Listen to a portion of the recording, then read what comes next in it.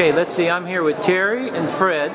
We're just finishing a day on the Hill, and I just wanted to get a little feedback from you guys. Have you been here before? Yes. Okay, you've both been here before. So what did you have to say about today's experience?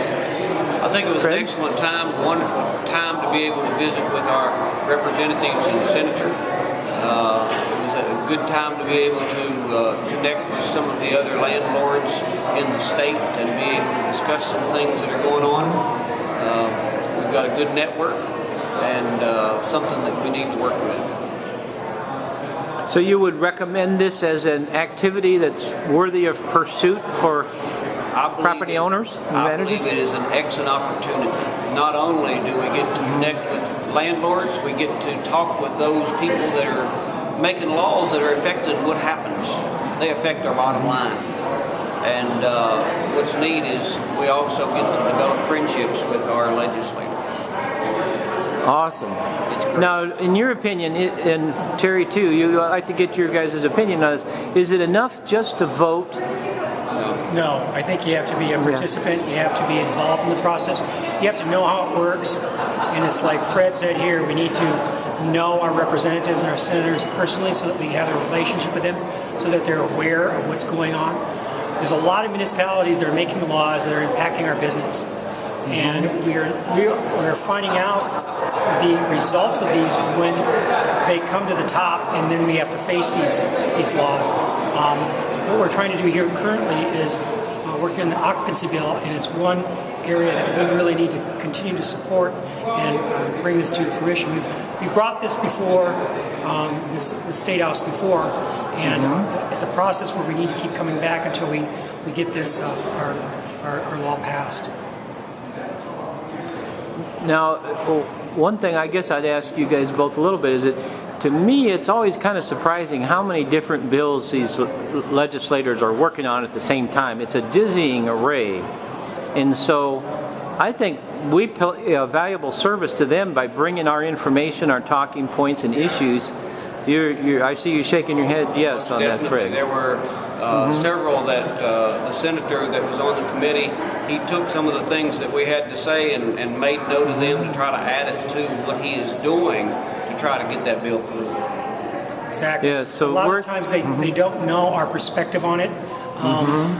Regarding this occupancy bill, one of the things that I pointed out to one of the representatives, was a senator, was the fact that as landlords, a lot of time we're self-regulating. We're taking applications, we're screening our tenants. We are very concerned about our properties, that they're not damaged. We're concerned about the neighborhood also, and also the condition of our property. So a lot of the laws that are passed sometimes can be very detrimental, and they can be redundant, and they have no purpose other than inhibiting our ability to rent to qualified applicants that are not going to be a detriment to the neighborhood, or even to the neighborhood, or even to the surrounding property owners. And so we need to make them aware of what we do on our end, so that they can take that to fellow representatives and senators and say, this is the perspective of the landlord. This is what they're doing, and we're not even aware of this. So.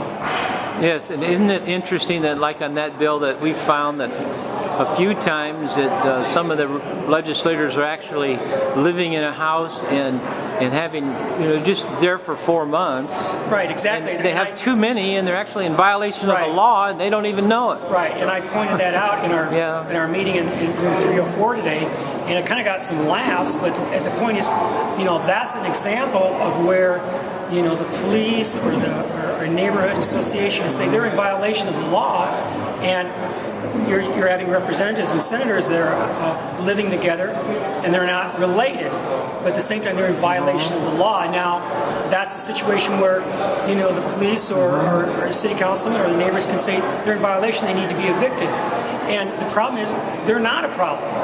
Yes. They're on the stadium working every day. I have a feeling they're probably pretty good tenants, aren't they? At the same time, that's why the law has flaws in it. It's only being enacted when really it's a last resort, when there's many other options for neighborhood associations to come together and to have a disorderly house. The situation can be rectified in a number of different areas with a number of different tools at the city's disposal.